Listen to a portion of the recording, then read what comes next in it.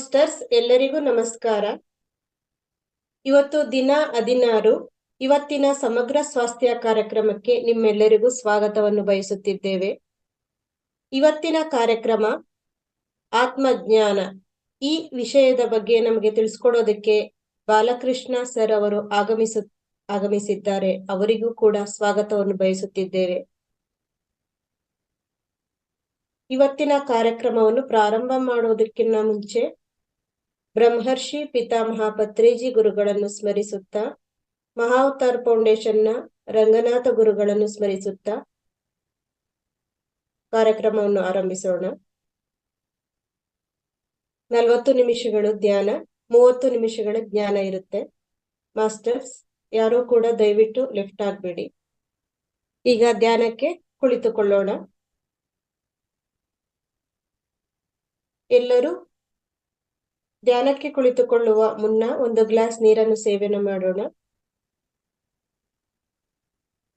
ಮಿಕ್ಕ ನೀರನ್ನು ಧ್ಯಾನದ ತದನಂತರ ಸೇವಿಸೋಣ.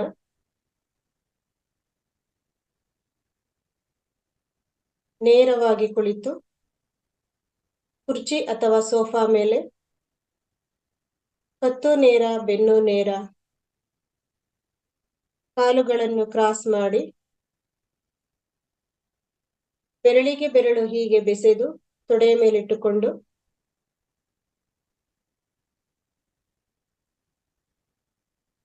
ನಿಧಾನವಾಗಿ ಮೃದುವಾಗಿ ಕಣ್ಣುಗಳನ್ನು ಮುಚ್ಚಿಕೊಳ್ಳೋಣ.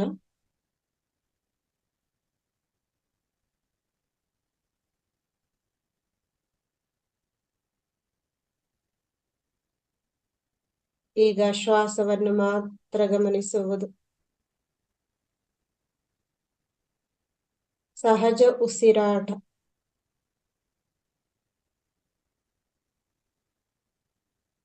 ಮುಖದಲ್ಲಿ ಮಂದಹಾಸವಿರಲಿ.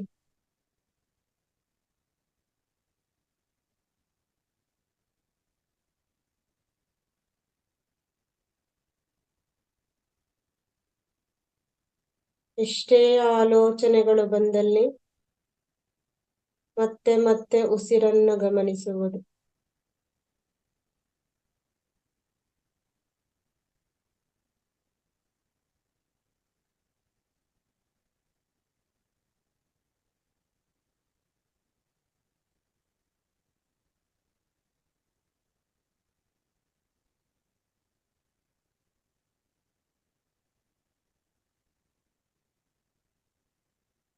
ಈ ನಿಶ್ಶಬ್ದವಾದ ಸಾಮೂಹಿಕ ಧ್ಯಾನ ಮಾಡೋಣ. ಮಾಸ್ಟರ್ಸ್, ನಾವು ಹೇಳುವವರೆಗೂ ಯಾರು ಕಣ್ಣನ್ನು ತೆರೆಯಬಾರದು.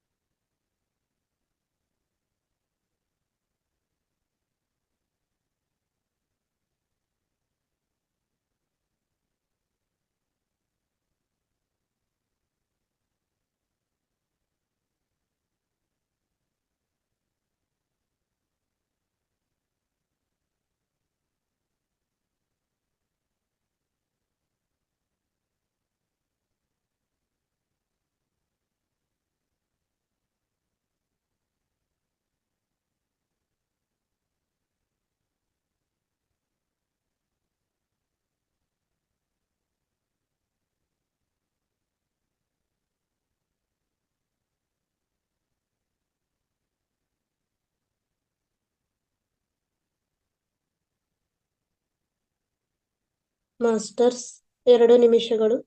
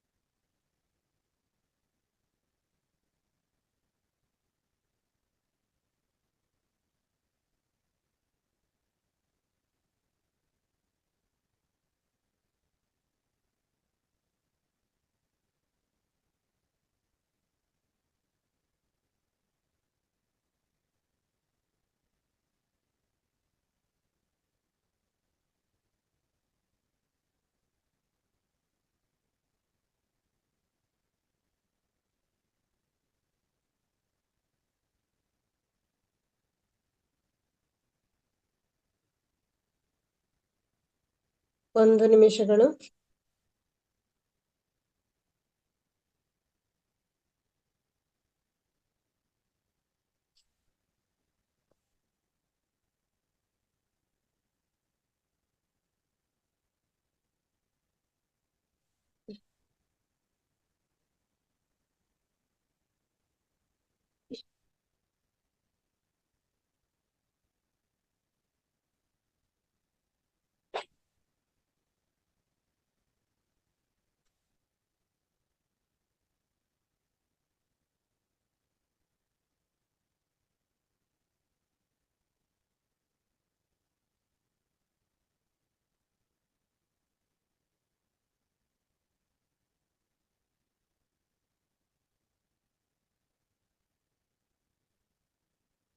ಮೂವತ್ತು ಸೆಕೆಂಡುಗಳು.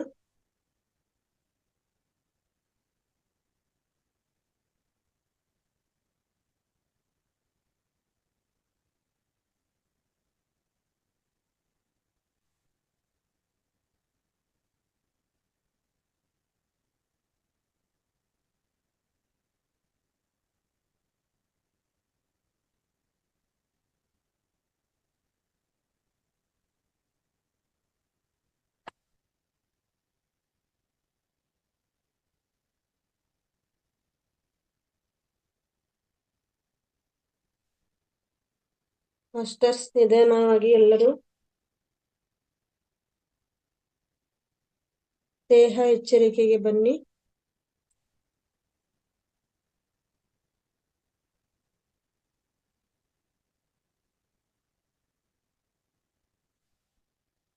5, 4,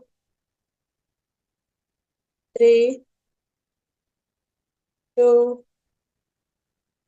1, 0. ಮಾಸ್ಟರ್ಸ್ ಎಲ್ಲರೂ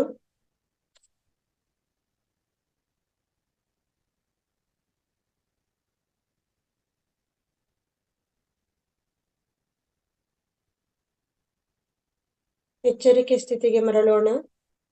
ನಿಧಾನವಾಗಿ ಕೈಗಳನ್ನು ಬಿಡಿಸಿ.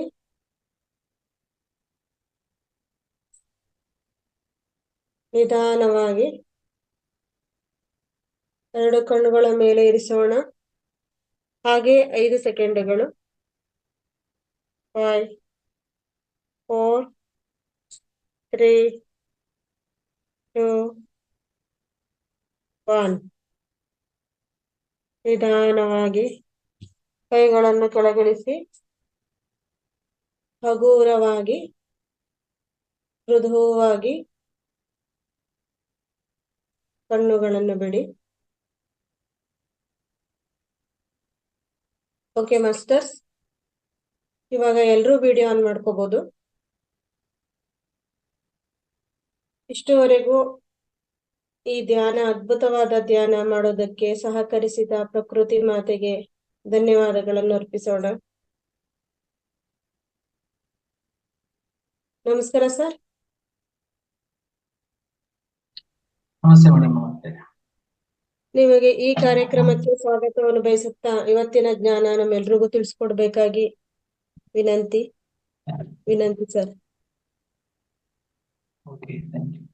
ನನ್ನ ವಾಯ್ಸ್ ಎಲ್ಲ ಕ್ಲಿಯರ್ ಇದೆ ಮೇಡಮ್? ಓಕೆ ಸರ್, ಕ್ಲಿಯರ್ ಇದೆ.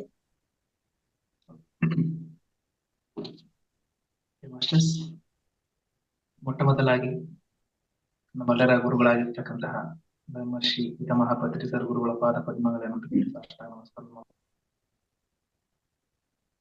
ಗುರುಮಾತಾ ಸ್ವರ್ಣಮಲ ಪತ್ರಿಜಮ್ಮನವರ ಪಾದ ಪದ್ಮಗಳನ್ನು ಸಾಷ್ಟಾಂಗ ನಮಸ್ಕಾರ ಮಾಡಿಕೊಡುತ್ತಾನೆ. ಬ್ರಹ್ಮರ್ಷಿ ತಟವರ್ತಿ ವೀರರಾವ ಸರ್ ಬ್ರಹ್ಮ ವಿದ್ರಿಷ್ಟ ತಟವರ್ತಿ ರಾಜಲಕ್ಷ್ಮಿ ಅಮ್ಮನವರ ಪಾದ ಪದ್ಮಗಳನ್ನು ಸಾಷ್ಟಾಂಗ ನಮಸ್ಕಾರ ಮಾಡಿಕೊಡುತ್ತಾನೆ. ಮಹಾವತಾರ್ ಟಿವಿ ಯೂಟ್ಯೂಬ್ ಚಾನಲ್ ನಡೆಸ್ಕೊಂಡು ಬರ್ತಕ್ಕಂತಹ ನಮ್ಮ ರಂಗರಾಜ್ ಸರ್ ಅವ್ರಿಗೂ, ಆಂಕರಿಂಗ್ ಮಾಡಿರ್ತಕ್ಕಂತಹ ಅಶ್ವಿನಿ ಮೇಡಮ್ ಅವ್ರಿಗೂ, ಜೂನಲ್ಲಿ ಪಾಲ್ಗೊಂಡಿರ್ತಕ್ಕಂತಹ ಆತವರಿಗೂ, ಸವಿತಾ ಮೇಡಮ್ ಅವ್ರಿಗೂ, ಯೂಟ್ಯೂಬ್ ನಲ್ಲಿ ಇರ್ತಕ್ಕಂತಹ ಎಲ್ಲರಿಗೂ ಅಂತ ಕೊಟ್ಟ ಮಾಸ್ಟರ್ಸ್. ಮತ್ತೆ ಅದ್ಭುತವಾಗಿರ್ತಕ್ಕಂತಹ ಸೈಲೆಂಟ್ ಮೆಡಿಟೇಷನ್ ಮಾಡಿದೆ.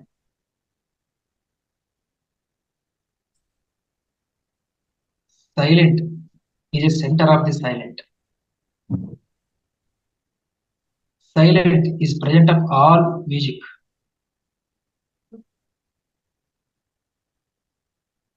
ಪ್ರತಿಯೊಂದರಲ್ಲಿ, ಎಲ್ಲಾ ಸಂಗೀತಗಳಲ್ಲಿ, ಎಲ್ಲಾ ನಾದಗಳಲ್ಲಿ ತುಂಬಿದವಂತೆ ಒಂದು ನಿಶಬ್ದದಲ್ಲಿ. ಆ ನಿಶಬ್ದದಿಂದನೇ ನಾದಗಳು ಕ್ರಿಯೇಟ್ ಆಗ್ತವೆ.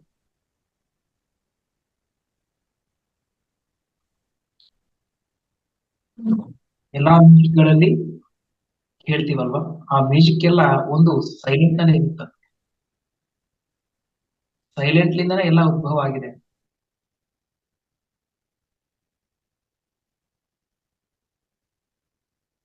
ಅದಕ್ಕಾಗಿ ಪ್ರಾಥಮಿಕ ಸ್ಥಿತಿನಲ್ಲಿ ಮಾತ್ರ ಒಂದು ಮ್ಯೂಸಿಕ್ ಆಗಲಿ ಇರ್ಬೋದು. ತೀವ್ರ ಸಾಧನೆ ಮಾಡಿದಾಗೆಲ್ಲ ನಿಶಬ್ದವಾದ ಧ್ಯಾನವನ್ನೇ ಮಾಡಬೇಕು. ಯಾವ ಒಂದು ಮ್ಯೂಸಿಕ್, ಯಾವ ಒಂದು ಗೈಡಿಂಗು ಏನು ಬೇಕಾಗಿಲ್ಲ. ಒಂದು ಪ್ರಾಥಮಿಕ ಸ್ಥಿತಿನಲ್ಲಿ ಮಾತ್ರ ಬೇಕು. ಅದು ಒಂದು 41 ದಿವಸ ಒಳಗೆ. 41 ದಿವಸ ಆದ್ಮೇಲೆ ಆಸನ ಸ್ಥಿತಿ ಬಂದ್ಮೇಲೆ ನಮ್ಗೆ ಯಾವ್ದು ಮ್ಯೂಸಿಕ್ ಬೇಕಾಗಿಲ್ಲ. ಮತ್ತು ಬಹಳ ಪುಣ್ಯದ ಫಲ, ಭಾಗ್ಯವಂತರು ನಾವೆಲ್ಲರೂ. ಈ ಒಂದು ಹಿಂದಿನ ಜನ್ಮದ ಸಂಸ್ಕಾರದ ಬಲ, ವಾಸನಾ ಬಲ, ಅದು ನಾವೊಂದು ಆಧ್ಯಾತ್ಮಿಕ ಮಾರ್ಗಕ್ಕೆ ಬರಲು ಸಾಧ್ಯ ಆಗಿದೆ.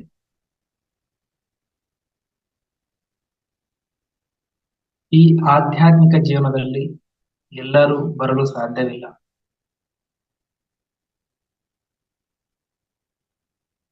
ಅರ್ಹತೆಯನ್ನ ಸಂಪಾದನೆ ಮಾಡ್ಕೊಂಡಿರ್ತಕ್ಕಂಥವ್ರಂದೇ ಈ ಮಾರ್ಗಕ್ಕೆ ಬರಲು ಸಾಧ್ಯ. ಬಂದು ಪರ್ಮನೆಂಟ್ ಆಗಿದಾರಂದ್ರೆ ಅವರು ಇನ್ನೂ ಗ್ರೇಟ್. ಸಾವಿರಾರು ಲಕ್ಷಾನುಗಟ್ಟಲೆಗಳಲ್ಲಿ ಕೆಲವರು ಮಾತ್ರ ಈ ಧ್ಯಾನಕ್ಕೆ ಬರ್ತಾರೆ. ಕೆಲವರು ಧ್ಯಾನಕ್ಕೆ ಬಂದು ಮತ್ತೆ ಕೆಲವರು ಧ್ಯಾನ ಮಾಡ್ತಾರೆ ಮತ್ತು ಕೆಲವರು ಹೋಗ್ಬಿಡ್ತಾರೆ. ತೀವ್ರ ಜ್ಞಾನ ಆಕಾಂಕ್ಷೆ ಇರ್ತಕ್ಕಂಥವ್ರು ಮಾತ್ರ ಇದರಲ್ಲಿ ಸ್ಥಿರವಾಗಿ ನಿಲ್ತಾರೆ. ಸಾಧನೆಯನ್ನ ತೀವ್ರವಾಗಿ ಮಾಡ್ತಾರೆ. ಈ ಒಂದು ನಮ್ಮ ಪಂಚಕೋಶಗಳಾಗಲಿ, 7 ಶರೀರಗಳಾಗಲಿ, ನಮ್ಮ ಒಂದು ಆತ್ಮ ಪರಿಣಿತಿ, ಪರಿಪಕ್ವತೆ, ಪುರೋಗತಿ ಮತ್ತು ಪರಿಪೂರ್ಣ ಆಗ್ಬೇಕಪ್ಪ ಅಂತಂದ್ರೆ ತೀವ್ರವಾಗಿರ್ತಕ್ಕಂತಹ ಧ್ಯಾನ ಸಾಧನೆಯನ್ನ ಮಾಡಬೇಕು. ಯಾವುದೋ ಒಂದು ಫಲ ಬರಬೇಕಂದ್ರೆ ಹೊಲದಲ್ಲಿ 3 ರಿಂದ 4, 5, 6 ತಿಂಗಳು ಬೇಕಾಗುತ್ತೆ. ಅದಕ್ಕೆ ಎಷ್ಟು ಪರಿಶ್ರಮ ಬೇಕು. ಕೇವಲ ಭೌತಿಕವಾಗಿ ಫಲ ಬರುವುದಕ್ಕೆ ಅಷ್ಟು ತಿಂಗಳು ತಗುತ್ತದೆ. ಮತ್ತೆ ನಾವು ಪರಿಪೂರ್ಣ ಆಗ್ಬೇಕು,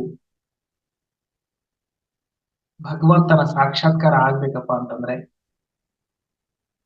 ಮತ್ತೆ ನಾವು ಇನ್ನ ಎಷ್ಟು ಶ್ರದ್ಧೆಯಿಂದ, ಎಷ್ಟು ಭಕ್ತಿ ಭಾವದಿಂದ, ವಿನಯತೆಯಿಂದ, ನರ್ಮತೆಯಿಂದ ಧ್ಯಾನಕ್ಕೆ ಶರಣಾಗತಿ ಆಗ್ಬೇಕು.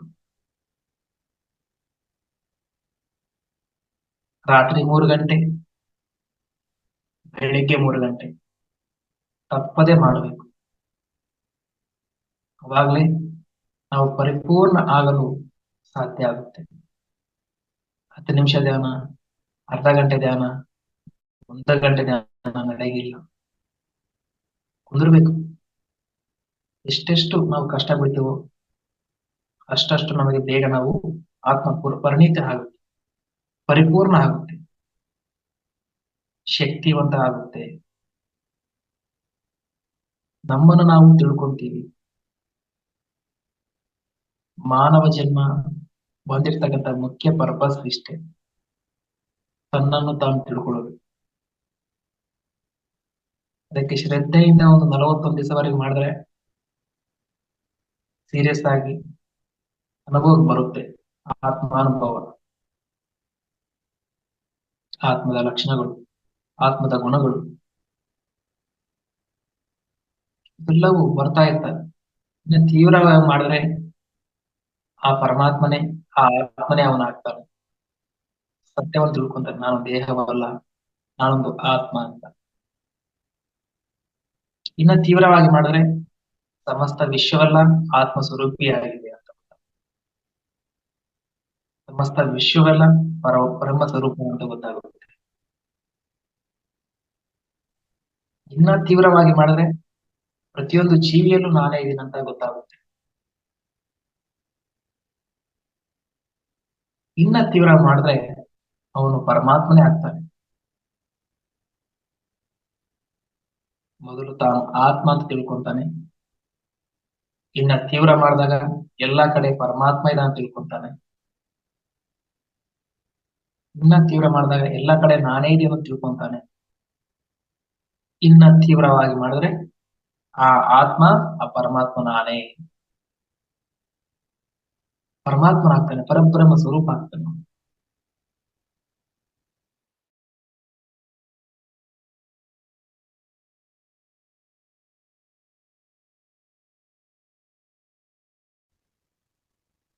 ಸಾಧನ ಸಾಧನ ಸಾಧನ ಎಷ್ಟು ನಾವು ದಿನನಿತ್ಯ ಅನುನಿತ್ಯ ಇದನ್ನ ಮಾಡ್ತಾ ಹೋಗ್ತೀವೋ ಉತ್ತಮೋತ್ತಮ ಫಲಿತಾಂಶಗಳನ್ನ ಕೊಡ್ತಾ ಹೋಗ್ತೀವಿ.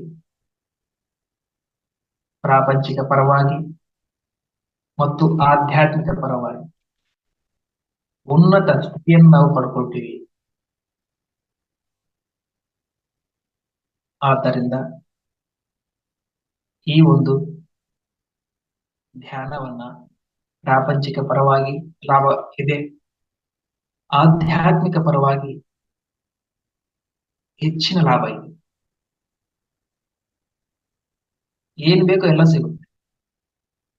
ಆರೋಗ್ಯ ಸಿಗುತ್ತೆ, ಮನಸ್ಸಿಗೆ ನೆಮ್ಮದಿ ಸಿಗುತ್ತೆ, ಶಾಂತಿ ಸಿಗುತ್ತೆ, ಬುದ್ಧಿ ಧರ್ಮದಲ್ಲಿ ನಡೆಯುತ್ತೆ, ಆತ್ಮ ಶಕ್ತಿವಂತ ಆಗುತ್ತೆ ಮತ್ತು ಅವನು ಪರಮಾತ್ಮನಾಗ್ತಾನೆ. ಎಲ್ಲ ಭವಬಂಧನದಿಂದ ಬಿಡುಗಡೆ ಆಗ್ತಾನೆ, ದುಃಖದಿಂದ ಬಿಡುಗಡೆ ಆಗ್ತಾನೆ. ಏನೇ ಇದ್ರು, ಏನೇ ಇಲ್ಲದೇ ಇದ್ರು ಸಮ ಸ್ಥಿತಿನಲ್ಲಿ ಇರುತ್ತಾನೆ. ಸಂಪೂರ್ಣ ಆರೋಗ್ಯವಾಗಿರ್ತಾನೆ.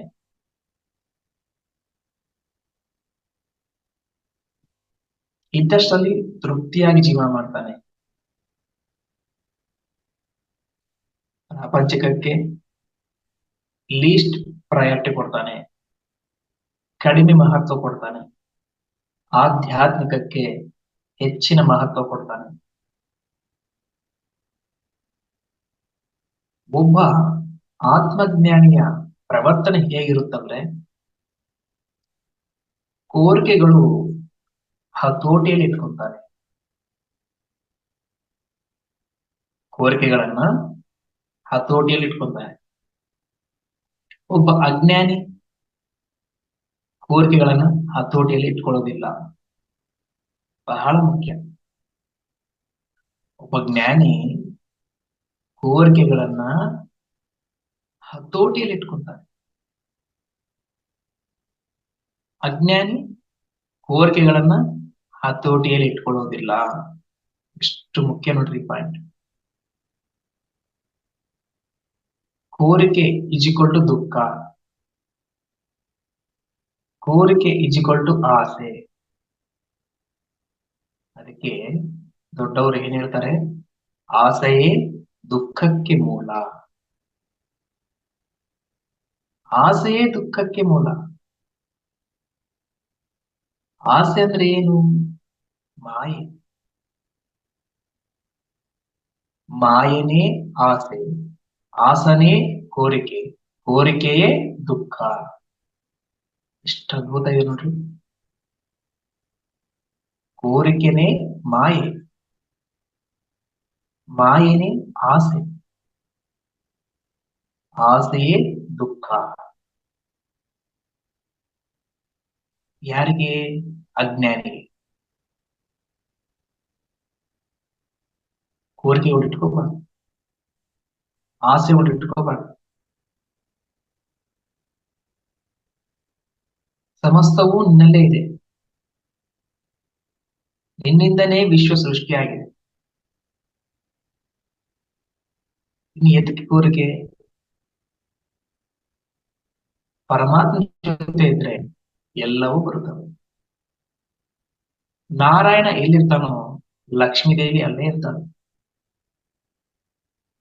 ಪರಮಾತ್ಮ ಎಲ್ಲಿರ್ತಾನೋ ಪ್ರಕೃತಿ ಅಲ್ಲೇ ಇರುತ್ತೆ. ಪರಮಾತ್ಮನಿಂದ ಸೃಷ್ಟಿಯಾಗಿದೆ ಪ್ರಕೃತಿ.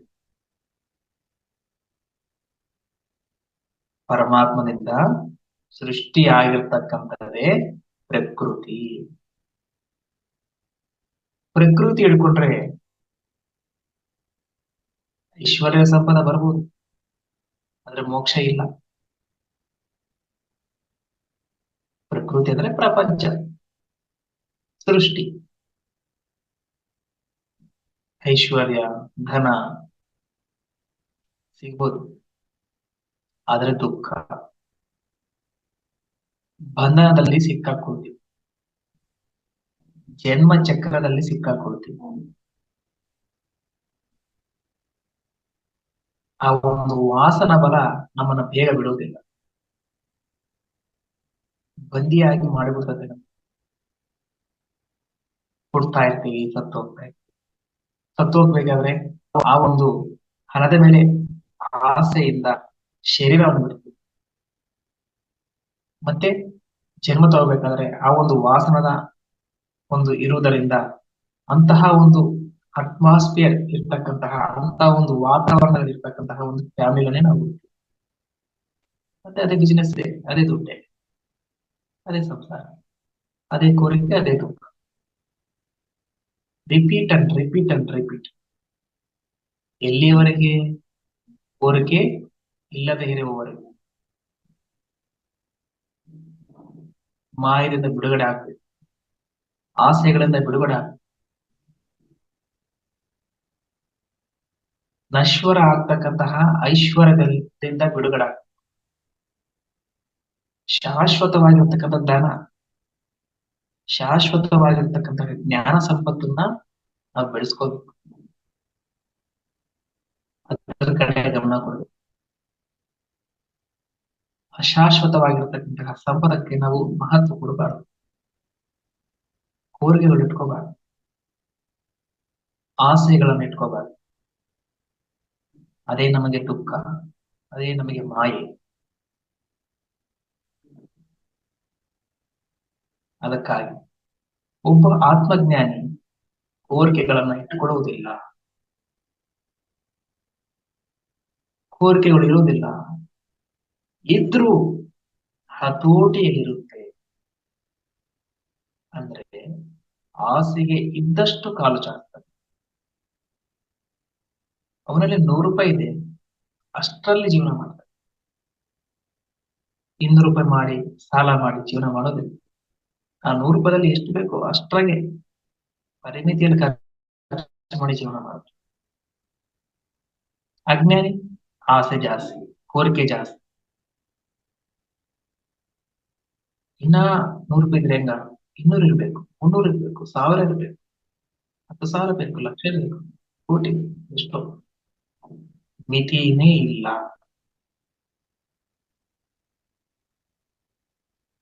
ಅವಾಗ್ಲೇ ಇಡೀ ಆಯುಷ್ಯ ಎಲ್ಲ ಪ್ರಾಪಂಚಿಕ ಜೀವನಕ್ಕೆ ಅವನು ಬಲಿ ಆಗ್ಬಿಡ್ತಾನೆ. ತನ್ನೊಳಗಿರ್ತಕ್ಕಂತಹ ಪರಮಾತ್ಮನ ತತ್ವವನ್ನ ತಿಳ್ಕೊಳ್ಳೋದು ಮರ್ತೋಗ್ಬಿಡ್ತಾನೆ. ನಾನು ಯಾರು, ನಾನು ಎಲ್ಲಿಂದ ಬಂದೆ, ನನ್ನ ಪರ್ಪಸ್ ಏನು, ನನ್ನ ಉದ್ದೇಶ ಏನು ಎಂಬುದು ಅರ್ಥ ಆಗೋದಿಲ್ಲ.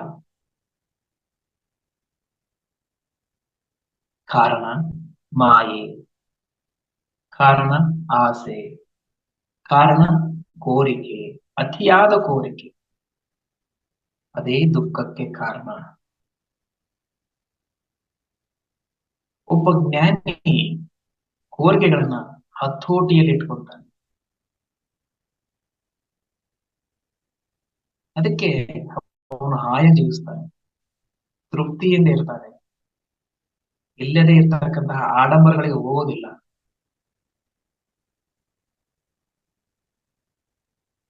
ಸತ್ಯದ ಕಡೆ ಪಯಣ ಮಾಡ್ತಾನೆ.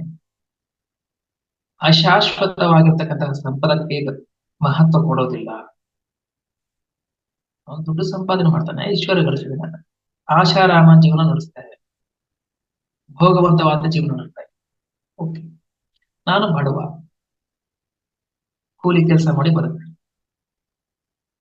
ಓಕೆ, ಆದ್ರೆ ನಾನು ಧ್ಯಾನ ಮಾಡ್ತೀನಿ, ನಾನು ಪುಸ್ತಕಗಳು ಓದ್ತೀನಿ,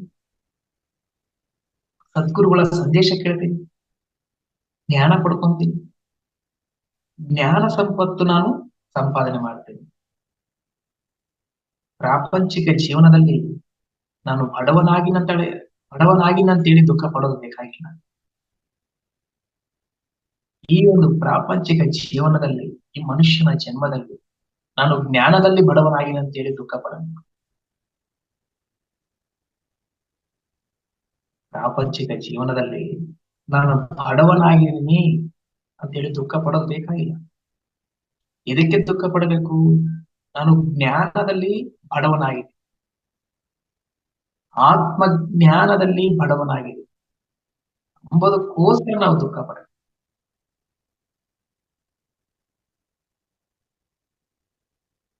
ಪ್ರಾಪಂಚಿಕ ಐಶ್ವರ್ಯ ನಶ್ವರ, ಜ್ಞಾನ ಸಂಪತ್ತು ಶಾಶ್ವತ. ನಮ್ಮಿಂದೆ ಬರೋದು ಯಾವುದು? ನಮ್ಮಿಂದೆ ಬರೋದು ಜ್ಞಾನ. ನಮಗೆ ಮೋಕ್ಷ ಕೊಡೋದು ಜ್ಞಾನ. ನಮ್ಮನ್ನ ಉನ್ನತ ಸ್ಥಿತಿಗೆ ಕೊಂಡೊಯ್ಯೋದು ಜ್ಞಾನ. ಮತ್ತೆ ನಮ್ಮನ್ನ ಉನ್ನತವಾಗಿರ್ತಕ್ಕಂತಹ ಮತ್ತೆ ನೆಕ್ಸ್ಟ್ ಜನ್ಮ ಇದ್ರೆ ಒಂದು ಯೋಗಿಯ ಕುಟುಂಬದಲ್ಲಾಗಿ, ಒಂದು ಶ್ರೀಮಂತರ ಕುಟುಂಬದಲ್ಲಿ ಹುಟ್ಟಿ, ಇಲ್ಲದ್ರೆ ನಾವು ಒಂದು ಶೇಷ ಕಡಿಮೆ ಮಾಡ್ಕೊಂಡಿವೋ ಅದನ್ನ ಪರ್ಸೆಂಟೇಜ್ ಮತ್ತೆ ಅದನ್ನು ಫುಲ್ಫಿಲ್ ಮಾಡ್ಕೊಂಡು ಪರಿಪೂರ್ಣ ಮಾಡ್ಕೊಂಡು ಸೇವೆ ಮಾಡಿ ಸತ್ಯಲೋಕವಾಸಿಗಳಾಗ್ತದೆ. ಈ ಜ್ಞಾನ ನಮ್ಮನ್ನ ಉನ್ನತ ಸ್ಥಿತಿಗೆ ಕೊಂಡೊಯ್ಯುತ್ತೆ. ಜ್ಞಾನ ಸಂಪದ ನಮ್ಮನ್ನ ಉನ್ನತ ಸ್ಥಿತಿಗೆ ಕೊಂಡೊಯ್ಯುತ್ತೆ. ಧನ ಸಂಪತ್ತು ನಮ್ಮನ್ನ ಉನ್ನತ ಸ್ಥಿತಿಗೆ ಕೊಂಡೊಯ್ಯುವುದಿಲ್ಲ. ಇಹಲೋಕಕ್ಕೆ ಮಾತ್ರ ಸಂಬಂಧಪಟ್ಟಿದ್ದು. ನಮ್ಮಿಂದ ಏನು ಬರೋದಿಲ್ಲ. ಈ ಶರೀರ, ಈ ಐಶ್ವರ್ಯ, ಇದಕ್ಕೆ ಬಂದಿರತಕ್ಕಂತಹ ರಿಲೇಷನ್ಸ್, ಈ ಪ್ರಾಪರ್ಟೀಸ್, ಈ ಜಗತ್ತು, ಲಾಸ್ಟ್ಗೆ ಈ ಶರೀರ ಸಹ ನಮ್ಮಿಂದೆ ಬರೋದಿಲ್ಲ. ನಮ್ಮಿಂದೆ ಬರೋದು ಜ್ಞಾನ, ಜ್ಞಾನ ಸಂಪತ್ತು. ಅದಕ್ಕೆ ನಾವು ಮಹತ್ವವನ್ನ ಕೊಡಬೇಕು. ಏನಯ್ಯ ಜ್ಞಾನ ಅಂದ್ರೆ ಬಹಳ ಮುಖ್ಯ. ಜ್ಞಾನ ಅಂತಂದ್ರೆ ಜ್ಞಾನ ಈಸ್ ಈಕ್ವಲ್ ಟು ಆತ್ಮ ಅಂತ ತಿಳ್ಕೊಳ್ಳಿ. ಪ್ರಾಪಂಚಿಕ ಜ್ಞಾನ ಬೇರೆ, ಆಧ್ಯಾತ್ಮಿಕ ಜ್ಞಾನ ಬೇರೆ. ಪ್ರಾಪಂಚಿಕ ಜ್ಞಾನ ಕ್ಷರ ಅಂದ್ರೆ ನಶಿಸಿ ಹೋಗುತ್ತೆ. ಆಧ್ಯಾತ್ಮಿಕ ಜ್ಞಾನ ಅಕ್ಷರ ಅಂದ್ರೆ ನಶಿಸಿ ಹೋಗುವುದಿಲ್ಲ. ಅದಕ್ಕೆ ಸಾವು ಇಲ್ಲ, ಅದು ಪರ್ಮನೆಂಟ್. ಯಾವುದು? ಆಧ್ಯಾತ್ಮಿಕ ಜ್ಞಾನ. ಪ್ರಾಪಂಚಿಕ ಜ್ಞಾನ ನಶಿಸಿ ಹೋಗುತ್ತೆ. ಅಂದ್ರೆ ಅದು ನಮ್ ಹಿಂದೆ ಬರೋದಿಲ್ಲ. ಯಾವಾಗ? ಆಫ್ಟರ್ ಡೆತ್, ಮರಣಾನಂತರ ಜೀವನ ಆದ್ಮೇಲೆ ಪ್ರಾಪಂಚಿಕ ಜ್ಞಾನ, ಪ್ರಾಪಂಚಿಕ ಸಂಪತ್ತು, ಪ್ರಾಪಂಚಿಕ ಧನ ಸಂಪತ್ತು ನಮ್ಮಿಂದೆ ಬರೋದು. ನಮ್ಮಿಂದೆ ಬರೋದು ಆಧ್ಯಾತ್ಮಿಕ ಜ್ಞಾನ, ಆಧ್ಯಾತ್ಮಿಕ ಜ್ಞಾನ ಸಂಪತ್ತು. ಅದು ನಮ್ಮಿಂದೆ ಬರುತ್ತೆ. ಮತ್ತೊಂದ್ಸಲ ಹೇಳ್ತೀನಿ, ಜ್ಞಾನ ಈಸ್ ಈಕ್ವಲ್ ಟು ಆತ್ಮ ಅಂತ ತಿಳ್ಕೋಬೇಕು. ಆಧ್ಯಾತ್ಮಿಕ ಜ್ಞಾನ ಅಂದ್ರೆ ಜ್ಞಾನ ಈಸ್ ಈಕ್ವಲ್ ಟು ನಾನೊಂದು ಆತ್ಮ ಅಂತ ತಿಳ್ಕೋಬೇಕು. ಇದು ಆತ್ಮಜ್ಞಾನ ಅಂದ್ರೆ ಕೇವಲ ಪುಸ್ತಕಗಳನ್ನು ಓದಿ ತಿಳ್ಕೊಂಡ್ರೆ ಉಪಯೋಗ ಇಲ್ಲ. ಅದು ಪಂಡಿತ ಜ್ಞಾನ. ಅನುಭವ ಜ್ಞಾನ ಯಾವಾಗ ಬರುತ್ತೆ? ಧ್ಯಾನದಿಂದ ಬರುತ್ತೆ. ಅದಕ್ಕಾಗಿ ಎಲ್ಲದಕ್ಕೂ ಮೂಲ ಧ್ಯಾನ, ಮತ್ತೆ ಸರಿಯಾದ ಧ್ಯಾನ. ಅಂತ ಇಂಥ ಧ್ಯಾನ ಮಾಡೋದಕ್ಕೆ ಉಪಯೋಗ ಇಲ್ಲ. ಕರ್ಮ ವಿಪಾಕ ಧ್ಯಾನ, ಗೈಡಿಂಗ್ ಮೆಡಿಟೇಷನ್ ಧ್ಯಾನ, ಮನಿ ಮೆಡಿಟೇಷನ್ ಧ್ಯಾನ, ಸಂತಾನ ಪ್ರಾಪ್ತಿನಸ್ತು ಧ್ಯಾನ, ಇಂಥ ಧ್ಯಾನಗಳು ಮಾಡಿದ್ರೆ ಉಪಯೋಗ ಇಲ್ಲ. ಸರಿಯಾದ ಧ್ಯಾನ ಬುದ್ಧ ಭಗವಾನ್ ಹೇಳಿದ್ದು, ವೇಮನ ಹೇಳಿದ್ದು, ಕೃಷ್ಣ ಹೇಳಿದ್ದು, ರಾಮನ ಹೇಳಿದ್ದು, ನಮ್ಮ ಗುರುಗಳು ಪತ್ರಿ ಸರ್ ಹೇಳಿದ್ದು. ಆನಾಪಾನಾಸತಿ, ಶ್ವಾಸದ ಮೇಲೆ ಗಮನ. ಈ ಧ್ಯಾನವನ್ನ ಯಾರಾದ್ರೆ ಮಾಡ್ತಾರೋ ಅವ್ರಿಗೆ ಅನುಭವ ಜ್ಞಾನ ಬರುತ್ತೆ. ಅದಕ್ಕೆ ಗುರುಗಳು ಏನ್ ಹೇಳ್ತಾರೆ? ಧ್ಯಾನದಿಂದ ಜ್ಞಾನ, ಜ್ಞಾನದಿಂದ ಮುಕ್ತಿ. ಯಾರಾದ್ರೆ ಸರಿಯಾದ ಧ್ಯಾನ ಮಾಡ್ತಾರೋ ಆತ್ಮಜ್ಞಾನ ಬರುತ್ತೆ. ಆತ್ಮಜ್ಞಾನ ಬಂದ ತಕ್ಷಣ ಅವರಿಗೆ ಮೋಕ್ಷ. ಪಂಡಿತ ಜ್ಞಾನ ಇದ್ರೆ ಮೋಕ್ಷ ಇಲ್ಲ. ಮತ್ತೆ ಆತ್ಮಜ್ಞಾನ ಇದ್ರೆ ಮೋಕ್ಷ, ಅನುಭವ ಜ್ಞಾನ ಇದ್ರೆ ಮೋಕ್ಷ. ಅನುಭವ ಜ್ಞಾನ ಹೆಂಗೆ ಬರುತ್ತೆ? ಸರಿಯಾದ ಧ್ಯಾನ. ಎಷ್ಟೊತ್ತು ಮಾಡಬೇಕು? 5 ನಿಮಿಷ, 10 ನಿಮಿಷ, ಅರ್ಧ ಗಂಟೆ, ಜಾನ್ತಾನೆ ಹೀಗೆ ಕುಂದಿರ್ಬೇಕು. ಗಂಟೆ ಗಂಟೆ ಗಟ್ಟಲೆ ಕುತ್ಕೋಬೇಕು. ನಾವೊಂದು ವ್ಯಾಪಾರ ಮಾಡ್ಬೇಕಾದ್ರೆ, ನಾವೊಂದು ಉದ್ಯೋಗ ಮಾಡ್ಬೇಕಾದ್ರೆ ಅರ್ಧ ಗಂಟೆ ಗಂಟೆ ಮಾಡ್ತೀವಿ. ಹೋಗ್ಬೇಕು, ಬೆಳಿಗ್ಗೆ ಹೋದ್ರು ಸಾಯಂಕಾಲ ಬರಬೇಕು. 8 ತಾಸು ಮಾಡಿದ್ರೆ, 1 ತಿಂಗಳವರೆಗೆ ಮಾಡಿದ್ರೆ ಭಿಕ್ಷೆ ಕೊಟ್ಟಾಗ ಕೊಡ್ತಾರೆ ಸ್ಯಾಲ್ರಿ.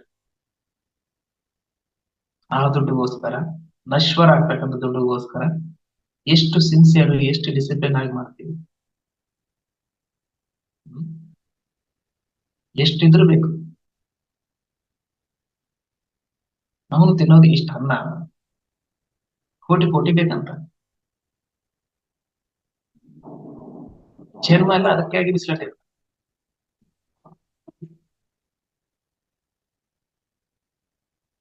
ಅದೇ ಉದ್ಯೋಗಕ್ಕೆ ಅಷ್ಟು ತಾಸು ಕಷ್ಟ ಬೀಳ್ತೀವಿ.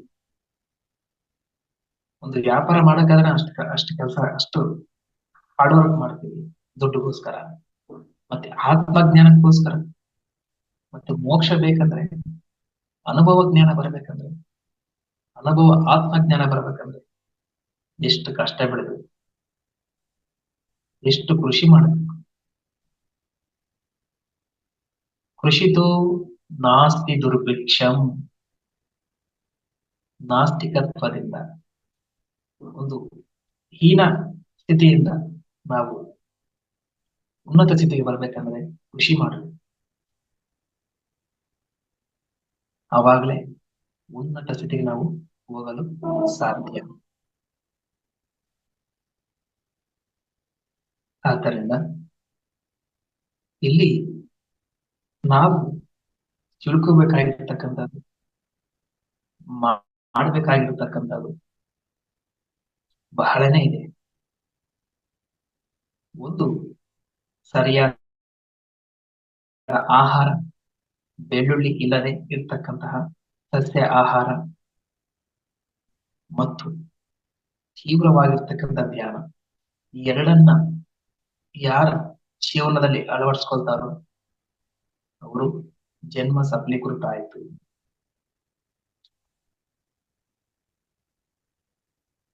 ಅನುನಿತ್ಯ ದಿನನಿತ್ಯ ಸಾಧನೆಯನ್ನ ಮಾಡ್ತಾ ಹೋಗ್ಬೇಕು. ಅವಾಗ್ಲೇ ರಾಕ್ಷಸ ಸ್ವರೂಪನಾಗಿರ್ತಕ್ಕಂಥ ಮಾನವ ಫಸ್ಟ್ ಮನುಷ್ಯನಾಗ್ತಾನೆ, ಮತ್ತು ಮನುಷ್ಯನಾಗಿ ಮಾಧವನಾಗ್ತಾನೆ. ಅಂದ್ರೆ ನರನು ನಾರಾಯಣ ಆಗ್ತಾನೆ, ಪಶುವಾಗಿರ್ತಕ್ಕಂಥವನು ಪಶುಪತಿ ಆಗ್ತಾನೆ. ಇಲ್ಲಿ ಉಪಾಸನ ಮಾಡ್ಬೇಕಾ, ವಿಪಾಸನ ಮಾಡ್ಬೇಕಾ ಅಂದ್ರೆ, ವಿಪಾಸನ ಅಂದ್ರೆ ಆನಾಪಾನಸತಿ, ಉಪಾಸನ ಅಂದ್ರೆ ಮಂತ್ರ ಜಪ ಅವೆಲ್ಲ ಮಾಡೋದು. ಅವು ಮಾಡಿದ್ರೆ ಮೂಲಾಧಾರದಿಂದ ವಿಶುದ್ಧ ಚಕ್ರವರೆಗೆ ಸೇರ್ಕೊಳ್ಳುತ್ತೆ. ಆದ್ರೆ ವಿಪಾಸನ ಅಂದ್ರೆ ವಿಶೇಷವಾಗಿರ್ತಕ್ಕಂತಹ ಸಾಧನ. ಅದನ್ನ ಧ್ಯಾನ ಮಾಡಿದ್ರೆ, ಅಂದ್ರೆ ಶ್ವಾಸದ ಮೇಲೆ ಧ್ಯಾಸ, ಈ ಧ್ಯಾನ ಮಾಡಿದ್ರೆ ಡೈರೆಕ್ಟ್ ವಿಶುದ್ಧನಿಂದ ಆಜ್ಞೆಗೆ, ಆಜ್ಞೆಯಿಂದ ಸಹಸ್ರಾಷ್ಟ್ರಕ್ಕೆ ಸೇರ್ಕೊಳ್ತಾನೆ.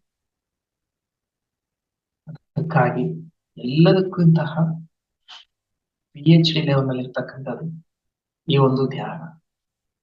ಇದು ನಾನು ಹೇಳಿದ್ದಲ್ಲ, ಗುರುಗಳು ಹೇಳಿದ್ದು, ಕೃಷ್ಣ ಹೇಳಿದ್ದು, ರಾಮನ ಹೇಳಿದ್ದು, ದೇವನ ದೇವತೆ ಹೇಳಿದ್ದು, ಶಾಸ್ತ್ರ ಹೇಳಿದ್ದು.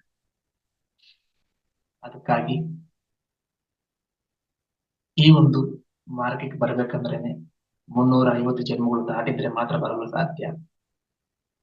ಭಕ್ತಿಯೆಲ್ಲ ಪರಿಪೂರ್ಣ ಆದ್ಮೇಲೆನೆ ಭಗವಂತನ ಸಾಕ್ಷಾತ್ಕಾರ ಆಗ್ಬೇಕು ಅಂತ ತೀವ್ರ ಆಕಾಂಕ್ಷೆ ಇರ್ಬೇಕಾದ್ರೆ ಭಗವಂತ ನಮ್ಮ ಭಕ್ತಿಗೆ ಮೆಚ್ಚಿ ಒಬ್ಬ ಸದ್ಗುರು ಕಳಿಸ್ತಾನೆ, ಮತ್ತು ಆ ಸದ್ಗುರು ದಯದಿಂದ ನಾವು ಸಾಧನೆ ಮಾಡ್ತೀವಿ.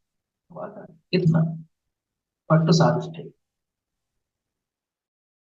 ಅದಕ್ಕಾಗಿ ಆಶಾಮಾಶಾಲ ಇಲ್ಲಿ ಬಂದಿರ್ತಕ್ಕಂತಹ ಧ್ಯಾನಿಗಳು ಚೆನ್ನಾಗಿ ಸೀರಿಯಸ್ ಆಗಿ ಡಿಸಿಪ್ಲಿನ್ ಇಂದ ತೀವ್ರ ಕೃಷಿ ಮಾಡೋದು. ಅವಾಗ ನಮ್ಗೆ ಎಲ್ಲವೂ ಬರ್ತದೆ. ಏನೇದ್ರೆ ಕಳ್ಕೊಂಡಿವೋ, ಏನಾದ್ರೂ ನಮ್ಮಿಂದ ದೂರ ಹೋಗಿದ ಎಲ್ಲವೂ ನಮ್ಮಿಂದ ಬರ್ತದೆ. ಅದಕ್ಕ ಸಹನೆ ಬೇಕು, ಅದಕ್ಕೆ ಶುದ್ಧತ್ವ ಬೇಕು, ಅದಕ್ಕ ಒಂದು ಪರಿಶ್ರಮ ಬೇಕು. ಈ ಮೂರು ನಮ್ಮಲ್ಲಿ ಐತೆ ಅಂದ್ರೆ ನಾವು ಪರಿಪೂರ್ಣ ಆಗ್ತೀವಿ. ಒಂದು ಶುದ್ಧತ್ವ, ಇನ್ನೊಂದು ಸಹನೆ, ಇನ್ನೊಂದು ಪರಿಶ್ರಮ. ಈ ಮೂರು ನಮ್ಮಲ್ಲಿ ಐತಂದ್ರೆ ಅವರು ಪರಿಪೂರ್ಣ ಆಗ್ತಾರೆ. ಆ ಮೂರು ಕ್ವಾಲಿಟೀಸ್ ನಮ್ಮಲ್ಲಿ ಇದಾವ ಇಲ್ಲ ಚೆಕ್ ಮಾಡ್ಕೊಳ್ಳಿ, ಸೆಲ್ಫ್ ಚೆಕ್. ಅವು ಮೂರು ಕ್ವಾಲಿಟೀಸ್ ಇಲ್ಲದೆ ಇರ್ಬೋದು, ಇದ್ರೆ ಇರ್ಬೋದು. ಆದ್ರೂ ಶುದ್ಧ ಸಾತ್ವಿಕ ಆಹಾರ, ತೀವ್ರ ಧ್ಯಾನ ಮಾಡಿದ್ರೆ ಈ ಮೂರು ನಮ್ಮಲ್ಲಿ ಬರ್ತದೆ. ಅಂದ್ರೆ ಪರಿಪೂರ್ಣ ಆಗ್ತೀವಿ. ಸಹನೆ ಇದ್ರೆ ಸಹನೆ ಬರುತ್ತೆ, ಶುದ್ಧತ್ವ ಇದ್ರೆ ಶುದ್ಧತ್ವ ಬರುತ್ತೆ, ಪರಿಶ್ರಮ ಇದ್ರೆ ಪರಿಶ್ರಮ ಬರುತ್ತೆ. ಪರಿಶ್ರಮ ಅಂದ್ರೆ ವರ್ಕ್. ಹಾಗಾಗಿ ಇವೆಲ್ಲವೂ ನಮಗೆ ಬರ್ಬೇಕಂದ್ರು ಎರಡನ್ನ ಮಾಡಬೇಕು. ಸಾತ್ವಿಕ ಆಹಾರ, ಬೆಳ್ಳುಳ್ಳಿ ಇಲ್ಲದೆ ಆಹಾರ ಮತ್ತು ತೀವ್ರ ಧ್ಯಾನ. ಈ ರೀತಿ ಮಾಡ್ದಂಗೆಲ್ಲ ನಾವು ಪ್ರಾಪಂಚಿಕಕ್ಕೆ ಕಡಿಮೆ ಪ್ರಯಾರಿಟಿ ಕೊಡ್ತೀವಿ. ಈ ಆಧ್ಯಾತ್ಮಿಕಕ್ಕೆ, ಈ ಪರಮಾತ್ಮ ತತ್ವಕ್ಕೆ ಹೈಯೆಸ್ಟ್ ಪ್ರಯಾರಿಟಿ ಕೊಡ್ತೀವಿ.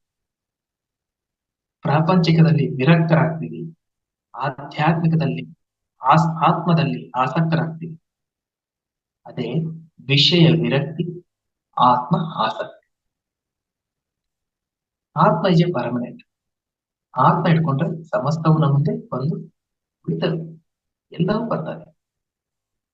ಅದಕ್ಕಾಗಿ ಆತ್ಮನ ಆಶ್ರಯಿಸೋಣ, ಆತ್ಮ ಜೊತೆಗಿರೋಣ. ನಮಗೆ ಪ್ರಾಪಂಚಿಕವಾಗಿ ಆನಂದವಾಗಿ ಜೀವಿಸ್ತೇವೆ, ಎಲ್ಲ ಬರುತ್ತೆ ಮತ್ತು ಆಧ್ಯಾತ್ಮಿಕವಾಗಿ ಉನ್ನತ ಸ್ಥಿತಿಗೆ ಹೋಗ್ತೇವೆ.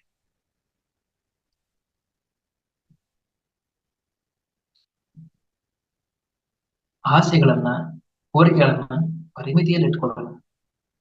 ಅವಾಗ್ಲೇ ನಾವು ದುಃಖದಿಂದ ಬಿಡುಗಡೆ ಆಗ್ತೀವಿ. ಇದು ಒಬ್ಬ ಜ್ಞಾನಿಯ ಲಕ್ಷಣ. ಪರ್ಮನೆಂಟ್ ಆಗಿದ್ದಕ್ಕೋಸ್ಕರನೇ ಜಾಸ್ತಿ ಕೃಷಿ ಮಾಡಬೇಕು. ಪರ್ಮನೆಂಟ್ ಇಲ್ಲದೆ ಇರ್ತಕ್ಕಂಥದಕ್ಕೆ ಕಡಿಮೆ ಪ್ರಯಾರಿಟಿ ಕೊಡಬೇಕು. ಎಷ್ಟಿದ್ರೆ ಅಷ್ಟು ಸಾಕು. ಇರೋಕೆ ಒಂದು ಮನೆ ಇದೆ, ಬದುಕೋದಕ್ಕೆ ಒಂದು ಕೆಲಸ ಇದೆ, ಮತ್ತೆ ಈ ಒಂದು ದೇಹ ಪೋಷಣೆ ಮಾಡಕ ಒಂದು ಆಹಾರ, ಧಾನ್ಯ ಪದಾರ್ಥ ಇದೆ. ಸಿಂಪಲ್ ಆಗಿರ್ಬೇಕು. ಆಡಂಬರ ಬೇಡ, ಅತಿಯಾದ ಆಸೆ ಬೇಡ. ಸಿಂಪಲ್ ಆಗಿ ಮಾಡ್ಕೊಂಡು ಹೋಗೋಣ. ಸಮಯವನ್ನ ವೃಧಾ ಮಾಡಬಾರ್ದು. ಸಮಯ ಇರೋದು ಸಾಧನೆಗೋಸ್ಕರ. ಅನವಶ್ಯಕವಾಗಿ ವೃಧಾ ಮಾತುಗಳನ್ನು ಮಾತಾಡಬಾರದು. ತಿಳಿದು ತಿಳಿಯದೆ ನಾವು ಮಾಯಕ್ಕೆ ವಶವಾಗ್ತಾ ಇರ್ತೀವಿ. ಈ ಮನಸ್ಸಿನ ಮಾಯಕ್ಕೆ. ಆ ಮನಸ್ಸಿನ ಮಾಯದಿಂದ ಬಿಡುಗಡೆ ಆಗ್ಬೇಕು. ಆ ಮನಸ್ಸಿಗೆ ನಾವು ಸಂಸ್ಕರಿಸ್ಕೊಡ್ಬೇಕು. ಆ ಮನಸ್ಸಿಗೆ ಆತ್ಮದ ರುಚಿಯನ್ನು ತೋರಿಸ್ಬೇಕು. ಆ ಮನಸ್ಸಿಗೆ ನಾವು ಟ್ರೈನಿಂಗ್ ಕೊಡಬೇಕು. ಅವಾಗ ಆ ಮನಸ್ಸು ಬಹಿರ್ಮುಖ ಇರ್ತಕ್ಕಂತಹ ಮನಸ್ಸು, ಪ್ರಾಪಂಚಿಕದಲ್ಲಿ ಇರ್ತಕ್ಕಂತಹ ಮನಸ್ಸು ಕಡಿಮೆ ಪ್ರಯಾರಿಟಿ ಕೊಟ್ಟಾಗ, ಆ ಮನಸ್ಸಿಗೆ ಆತ್ಮದ ರುಚಿ ಕೊಟ್ಟಾಗ, ಅದೊಂದು ಸಾಧನೆ ರುಚಿ ತೋರಿಸಿದಾಗ, ಅದು ಪ್ರಾಪಂಚಿಕ ವಿಷಯದಲ್ಲಿ ಮಹತ್ವ ಕೊಡದೆ ಆ ಒಂದು ಆತ್ಮಕ್ಕೆ ಪ್ರಯಾರಿಟಿ ಕೊಡುತ್ತೆ. ಆ ಮನಸ್ಸೇ ಹೇಳ್ತದೆ ಅವಾಗ ಧ್ಯಾನ ಮಾಡಪ್ಪ ಅಂತ. ಮನಸ್ಸು ಬಹಿರ್ಮುಖ ಮಾಡಿದ್ರೆ ಬಂಧನಕ್ಕೆ ಕಾರಣ ಆಗ್ತೀವಿ. ಅದೇ ಮನಸ್ಸು ಅಂತರ್ಮುಖ ಮಾಡಿದ್ರೆ ಮೋಕ್ಷಕ್ಕೆ ಕಾರಣ. ಆದ್ದರಿಂದ ನಾವು ತ್ರಿಕರಣ ಶುದ್ಧಿಯಿಂದ ದಿನನಿತ್ಯ ಮಾಡ್ತಾ ಹೋಗೋಣ ಅಂತ ಹೇಳ್ಕೊಡುತ್ತಾ, ಒಬ್ಬ ಆತ್ಮಜ್ಞಾನಿ ಕೋರಿಕೆಗಳನ್ನ ಹತೋಟಿಯಲ್ಲಿ ಇಟ್ಕೊಂತಾನೆ. ಒಬ್ಬ ಅಜ್ಞಾನಿ ಕೋರಿಕೆಗಳನ್ನ ಹೆಚ್ಚಾಗಿ ಇಟ್ಕೊಂತಾನೆ. ಅವನು ದುಃಖಕ್ಕೆ ಕಾರಣ ಆಗ್ತಾನೆ ಅಜ್ಞಾನಿ. ಜ್ಞಾನಿ ಮೋಕ್ಷವನ್ನು ಪಡ್ಕೊಂತಾನೆ, ದುಃಖದಿಂದ ಬಿಡುಗಡೆ ಆಗ್ತಾನೆ, ಸಂಸಾರದಿಂದ ನಿರ್ವಾಣದಲ್ಲಿ ಇರ್ತಾನೆ. ಸಂಸಾರದಲ್ಲಿ ನಿರ್ವಾಣದಲ್ಲಿ ಇರ್ತಾನೆ. ನಿರ್ವಾಣ ಅಂದ್ರೆ ದುಃಖದಿಂದ ಬಿಡುಗಡೆ ಆಗಿರೋನು, ಬಂಧನದಿಂದ ಬಿಡುಗಡೆ ಆಗಿರೋನು, ಸಂಸಾರ ಭವಬಂಧನದಿಂದ ಬಿಡುಗಡೆ ಆಗಿರತಕ್ಕಂಥದ್ದು. ಇದು ತಿಳ್ಕೊಂತೀವಿ. ಇವತ್ತು ನನಗೆ ಈ ಒಂದು ಪಾಯಿಂಟ್ ಎಷ್ಟು ವಿವರಿಸಕ್ಕಾಯ್ತು ಅಷ್ಟು ತಿಳಿಸಿದೀನಿ. ಮತ್ತೆ ಇನ್ನೊಂದ್ಸಲಿ ಈ ಒಂದು ಆತ್ಮಜ್ಞಾನದ ಬಗ್ಗೆ ಇನ್ನೊಂದು ಪಾಯಿಂಟ್ ತಿಳ್ಕೊಂಬೋಣ. ಇಷ್ಟೊತ್ತು ನನಗೆ ಅವಕಾಶ ಮಾಡಿಕೊಟ್ಟಿರ್ತಕ್ಕಂಥ ಅಶ್ವಿನಿ ಮೇಡಮ್ ಅವ್ರಿಗೂ, ರಂಗನಾಥ್ ಸರ್ ಅವ್ರಿಗೂ, ಸವಿತಾ ಮೇಡಮ್ ಎಲ್ಲ ಆತ್ಮಗೂ ನಮಸ್ಕರಿಸ್ಕೊಳ್ತಾ, ಜೀವನದಲ್ಲಿ ಪಾಲ್ಗೊಂಡಿರ್ತಕ್ಕಂಥ ಆತ್ಮಗೂ ನಮಸ್ಕರಿಸ್ಕೊಳ್ತಾ, ಈ ಒಂದು ಪ್ರಸಂಗದಲ್ಲಿ ಏನನ್ನ ಲೋಪದೋಷ ಬಂದ್ರೆ ಅದು ನನ್ನ ಬುದ್ಧಿ ದೋಷ ಪರಿಗಣಿಸ್ರಿ. ಏನನ್ನ ಒಳ್ಳೆ ವಿಚಾರ ಇದ್ರೆ ಅದು ಸದ್ಗುರುವಿನ ವಾಣಿ ಅಂತ ಸ್ವೀಕರಿಸ ತಿಳ್ಕೊಳುತ್ತಾ, ಈ 2 ವಾಕ್ಯಗಳು ಗುರುಗಳ ಪಾದಕ್ಕೆ ಅರ್ಪಿಸುತ್ತಾ ಮಂಗಳವನ್ನು ಮಾಡ್ತೇವೆ. Thank you.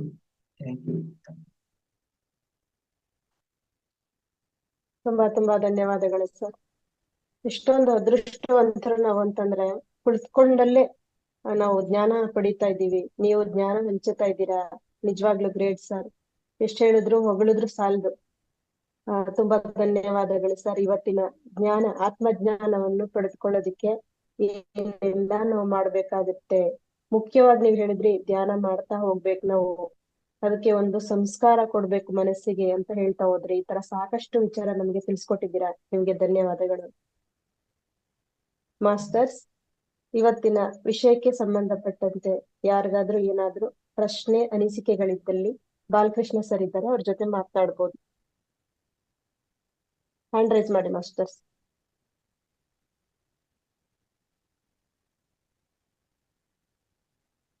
ನೀವೇ ಮಾತಾಡಿ sir, Jagadish sir.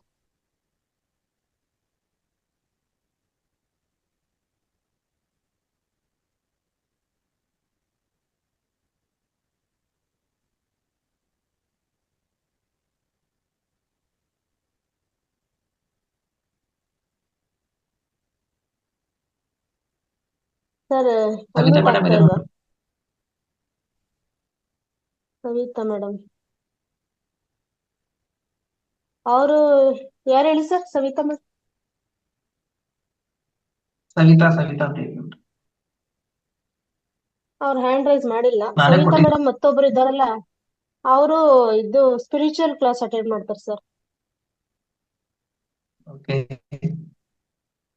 Unmute option ಕೊಟ್ಟಿದ್ದೀನಿ. ಓಕೆ ಮಾಸ್ಟರ್ಸ್, ಹ್ಮ್. ಈಗಾಗ್ಲೇ ಮಾ- ಸಮಯ ಆಗ್ತಿದೆ. ದಯವಿಟ್ಟು ನಿಮ್ಮ ಅನಿಸಿಕೆಗಳು ಏನಾದ್ರೂ ಇದ್ರೆ ಒಂದೆರಡಾದ್ರೂ ಮಾತನಾಡಿ. ನಾವು ಪಡೆದುಕೊಂಡ ಜ್ಞಾನಕ್ಕೆ ನಾವು ಕೊಡುವಂತಹ ಕೃತಜ್ಞತೆ ಅಂತ ಭಾವಿಸೋಣ. ನಮಸ್ತೆ. ನಮಸ್ಕಾರ ಸರ್. ಅದ್ಭುತವಾದ ಒಂದು ಜ್ಞಾನ ನೀಡಿದ್ರಿ ಸರ್. ತುಂಬಾ ಚೆನ್ನಾಗಿ ಹೇಳಿದ್ರಿ. ಇವತ್ತು ಎಳೆ ಎಳೆಯಾಗಿ ಬಿಡಿಸಿದ್ರಿ. ಜ್ಞಾನ, ಆತ್ಮ ಜ್ಞಾನ ಹೇಗಿರ್ಬೇಕು ಅನ್ನೋದನ್ನ ತುಂಬಾ ಚೆನ್ನಾಗಿ ತಿಳಿಸ್ಕೊಟ್ರಿ ಸರ್. ಅನಂತವಾದ ಧನ್ಯವಾದಗಳು sir. Thank you sir. Sir, ಇನ್ನೊಂದು ಸ್ಮಾಲ್ ಅನೌನ್ಸ್ಮೆಂಟ್ ಏನಪ್ಪಾ ಅಂದ್ರೆ, ಹಾ ಸೆಪ್ಟೆಂಬರ್ 14, 15, 16 ಭೀಮವರಂನಲ್ಲಿ ಉಚಿತ ಧ್ಯಾನ ಮತ್ತು ಆತ್ಮಜ್ಞಾನ ಶಿಕ್ಷಣ ಇರುತ್ತೆ. 3 ದಿನ ತೆಲುಗು ಟು ಕನ್ನಡ ಇರುತ್ತೆ. ಹಾಗಾಗಿ ಪ್ರತಿಯೊಬ್ಬರು ಆ ಒಂದು ಸೆಷನ್ ಅಲ್ಲಿ ಪಾಲ್ಗೊಳ್ಬೇಕು. ಅದಕ್ಕೆ ಬೆಂಗಳೂರಿನಿಂದ ಡೈರೆಕ್ಟ್ ಭೀಮವರಂಗಿದೆ, ಬಳ್ಳಾರಿಯಿಂದ ಡೈರೆಕ್ಟ್ ಭೀಮವರಂಗಿದೆ, ಹುಬ್ಬಳ್ಳಿಯಿಂದ ಡೈರೆಕ್ಟ್ ಭೀಮವರಂಗಿದೆ. ಮತ್ತೆ ಅದು ಸಂಪೂರ್ಣ ಡೀಟೇಲ್ಸ್ ನಾನು ಸವಿತಾ ಮೇಡಮ್ ಕಳಿಸ್ತೀನಿ. ಓಕೆ. ನಲ್ಲಿ ಮೇಡಮ್ ಶೇರ್ ಮಾಡ್ತಾರೆ. ಎಲ್ಲರೂ ಬಂದು ಪಾಲ್ಗೊಳ್ಬೇಕಂತ ವಿನಂತಿ ಸರ್. ಅದಕ್ಕೆ ನಾನು ಮತ್ತೆ ನನ್ನ ಫೋನ್ ನಂಬರ್ ತಗೋಬಹುದು. ನನಗೆ ಅದಕ್ಕೆ ಏನೋ ಡೌಟ್ ಇದ್ರೆ ಕೇಳ್ಬೋದು. 9380805886. ಇನ್ನೊಂದ್ಸಲ ಹೇಳ್ತೀನಿ, 9380805886. ನನ್ನ ಹೆಸರು ವೈ ಬಾಲಕೃಷ್ಣ, ಗುರುಗಳಲ್ಲಿ ಇರ್ತೀನಿ. ಇದಕ್ಕೆ ಸಂಪೂರ್ಣ ಮಾಹಿತಿ ನಾನು ಕೊಡ್ತೀನಿ. ನನಗೆ ವಾಟ್ಸ್ಆಪ್ ನಲ್ಲಿ ಹಾಯ್ ಅಂತ ಕಳಿಸ್ರಿ. ಆ ಫ್ಲೈನ್ ನಾನು ಶೇರ್ ಮಾಡ್ತೀನಿ. ರಿಸರ್ವೇಶನ್ ಮಾಡಿಸ್ಕೊಬೇಕು ಅನುಕೂಲ. ಆ ಒಂದು ಮಹಾಯಜ್ಞದಲ್ಲಿ ಎಲ್ಲರೂ ಪಾಲ್ಗೊಳ್ಬೇಕು. ಮನೆಯಲ್ಲಿ ಮಾಡ್ತಕ್ಕಂಥ 1 ವರ್ಷ ಧ್ಯಾನ, ಆ ಒಂದು ಮಹಾಯಜ್ಞದಲ್ಲಿ 3 ದಿನ ಪಾಲ್ಗೊಂಡ್ರೆ 1 ವರ್ಷ ಮಾಡಿದಷ್ಟು ಎನರ್ಜಿ, ಜ್ಞಾನ ನಮಗೆ ಸಿಗುತ್ತೆ. ವೀಣಾ ಮೇಡಮ್.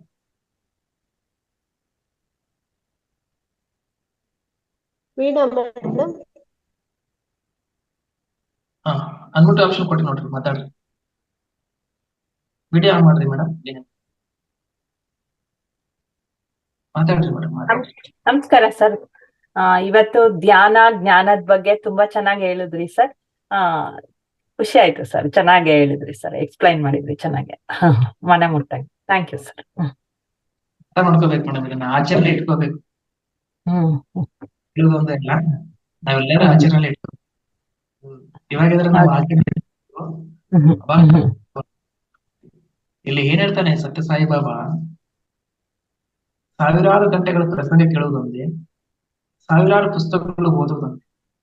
ಸಾವಿರಾರು ಪುಸ್ತಕಗಳು ಓದಿ ಸಾವಿರಾರು ಪ್ರಸಂಗಗಳು ಕೇಳಿದ್ರೆ ಎಷ್ಟು ಪುಣ್ಯ ಜ್ಞಾನ ಬರುತ್ತೋ, ಅದನ್ನ ಒಂದು ಸಲ ಆಚರಣೆಯಲ್ಲಿ ಇಟ್ಕೊಂಡ್ರೆ ಅಷ್ಟು ಜ್ಞಾನ ನಮ್ಗೆ ಸಿಗುತ್ತದೆ. ಕೇಳಿಬಿಟ್ಟು ಏನು ಉಪಯೋಗ ಇಲ್ಲ ಮೇಡಮ್. ಇದನ್ನ ಅಳವಡಿಸ್ಕೋಬೇಕು ನಮ್ಮ ಜೀವನದಲ್ಲಿ. ಆ್ಯಡ್ ಅಪ್ ಮಾಡ್ಬೇಕು, ಆಚರಣೆ ಇಟ್ಕೋಬೇಕು. ಅವಾಗ ನಮ್ಮಲ್ಲಿ ಪರಿವರ್ತನೆ ಬರುತ್ತೆ. Thank you sir. ಪಂಡಿತರಿಗೂ ಒಬ್ಬ ಯೋಗಿಗೂ ಲಾಟ್ ಆಫ್ ಡಿಫರೆನ್ಸ್. ಪಂಡಿತರು ಏನ್ ಮಾಡ್ತಾರೆ, ಪುಸ್ತಕಗಳನ್ನು ಓದ್ತಾರೆ, ಶ್ಲೋಕಗಳನ್ನು ಬಾಯಾಟ ಹಾಕೊಂತಾರೆ, ಹೇಳ್ತಾರೆ, ಚೆನ್ನಾಗಿ ಮಣಿ ತರ ಹೇಳ್ತಾರೆ ಮಾತು, ಒಳಗಡೆ ಆಚರಣೆ ಇರಲಿಲ್ಲ. ಆದ್ರೆ ಒಬ್ಬ ಯೋಗಿ ಏನ್ ಮಾಡ್ತಾರೆ, ಶ್ಲೋಕಗಳು ಬರಂಗಿಲ್ಲ, ಆದ್ರೆ ಆಚರಣೆ ಇಟ್ಕೊಂತಾರೆ, ನಿಜವಾದ ಪರಮಾತ್ಮ ತತ್ವವನ್ನ ಸ್ವ ಅನುಭವ ಮುಖಾಂತರ ತಿಳ್ಕೊಂತಾರೆ. ಪಂಡಿತ ಶಾಸ್ತ್ರ ಓದಿ ತಿಳ್ಕೊಂತಾರೆ. ಒಂದು ಆ್ಯಪಿಲ್ ಇದೆ, ಹಂಗಿರುತ್ತೆ, ಹಿಂಗಿರುತ್ತೆ, ರುಚಿ ಇರುತ್ತೆ, ಸಿಹಿ ಇರುತ್ತೆ ಅಂದ್ರೆ ಏನ್ ಅರ್ಥ ಆಗುತ್ತೆ, ಅದು ಆ್ಯಪಿಲ್ ಅನ್ನು ತಿಂದಾಗ ಅದು ರುಚಿ ಗೊತ್ತಾಗುತ್ತೆ. ಹೌದು ಅದೇ ಸರ್. ರೀತಿಯಾಗಿ ಎಲ್ಲ ಕಡೆ ಇರುತ್ತೆ, ಹಂಗಿರ್ತಾನೆ, ಹಿಂಗಿರ್ತಾನೆ, ಅವನ ರಕ್ಷಣೆ ಮಾಡ್ತಾನೆ, ನೋಡ್ಕೊಳ್ತಾನೆ, ಓಕೆ. ಹಂಗನ್ನೋದಕ್ಕೂ ಆ ಆತ್ಮ ಧ್ಯಾನದಿಂದ ಸ್ವ ಅನುಭವ ಮುಖಾಂತರ ತಿಳ್ಕೊಂಡ್ರೆ ಎಷ್ಟು ರುಚಿ ಇರುತ್ತೆ, ಎಷ್ಟು ಆನಂದ ಇರುತ್ತೆ, ಎಷ್ಟು ತೃಪ್ತಿ ಇರುತ್ತೆ. ಆ ಪರಮಾತ್ಮ ಎಲ್ಲ ಕಡೆ ಇರುವಂತ ಸ್ವ ಅನುಭವ ಮುಖಾಂತರ ತಿಳ್ಕೊಂತೀವಿ, ಅವ್ನು ನನ್ನಲ್ಲೇ ಇದ್ದಾನೆ ಅಂತ ತಿಳ್ಕೊಂತೀವಿ, ಎಷ್ಟು ಹ್ಯಾಪಿ ಆಗಿರುತ್ತೆ. ತಿನ್ನೋದಕ್ಕೂ ಮಾಡೋದಕ್ಕೂ ಪಂಡಿತರಿಗೂ ಒಬ್ಬ ಯೋಗಿಗೂ ಅಷ್ಟು ವ್ಯತ್ಯಾಸ ಇರುತ್ತೆ. ಹೌದು ಸರ್. ಇದನ್ನ ನಾವು ಡೈಲಿ ಲೈಫ್ ನಲ್ಲಿ ಅಳವಡಿಸ್ಕೋಬೇಕು. ನಾವು 3 ಹೊತ್ತು ದೇಹಕ್ಕೆ ಊಟ ಹೆಂಗ ಹಾಕ್ತಿವೋ, ಆತ್ಮಕ್ಕೆ ಊಟ ಧ್ಯಾನ. ಇದನ್ನ ಮರಿಬಾರ್ದು, ಚೆನ್ನಾಗಿ ಮಾಡ್ಬೇಕು. ಸೈಲೆಂಟ್ ಮೆಡಿಟೇಷನ್ ಮಾಡ್ರಿ, ಒಂದ್ಸಲಿ ಭೀಮವರಂ ಕೂಡ ಬರ್ರಿ. Okay sir. Thank you sir. Okay madam, thank you so much ma'am. No mention. Masters, Ashwini madam ನೀವು ಕೂಡ ಬರ್ಬೇಕು ಭೀಮವರಂಗೆ. ಆಯ್ತು sir. Okay sir. September 14, 15, 16. Okay, ನನಗೆ ಫೋನ್ ಮಾಡಿ, ನನಗೆ ಮೆಸೇಜ್ ಹಾಕಿ, ನಾನು ಹಾಯ್ ಅಂತ ಹೇಳ್ತೀನಿ, ನಿಮಗೆ ನಾನು ಪ್ಲೇಯರ್ ಕಳಿಸ್ತೀನಿ. ನೀವು ರಿಜಿಸ್ಟ್ರೇಷನ್ ಮಾಡ್ಕೊಂಡ್ಬೇಕಾ ಅನುಕೂಲ ಆಗುತ್ತೆ. ಮಹೇಶ್ ಸರ್ ಎಲ್ಲರೂ ಬರಬೇಕು, ಮಾಸ್ಟರ್ಸ್, ಮೇಡಮ್ ಬರ್ಬೇಕು, ಅದಕ್ಕೋಸ್ಕರ ನೀವು ಎಲ್ಲರೂ ಬರಬೇಕು.